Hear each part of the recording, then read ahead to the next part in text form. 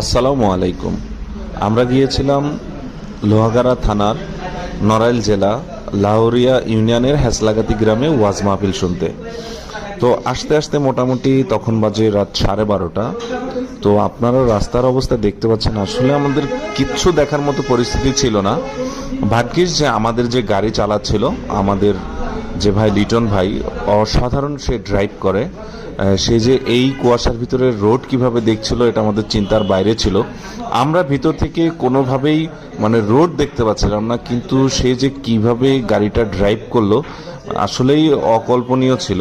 কারণ আপনারাও ভিডিওতে যতটুকু দেখতে পাচ্ছেন আসলে রোড কিন্তু এভাবে কিছুই দেখা যাচ্ছে না। সে কিন্তু খুবই মোটামুটি 30, 35, 40 স্পিডে এর ভিতরে আপনার গাড়ি চালিয়ে গেছে। তার একটা কথা ছিল যে ভাই সে এই রোড দিয়ে যাতায়াত করে প্রায়, সেক্ষেত্রে তার রোড চেনা, সে সেই আইডিয়া করেই এতটা পথ এসেছে।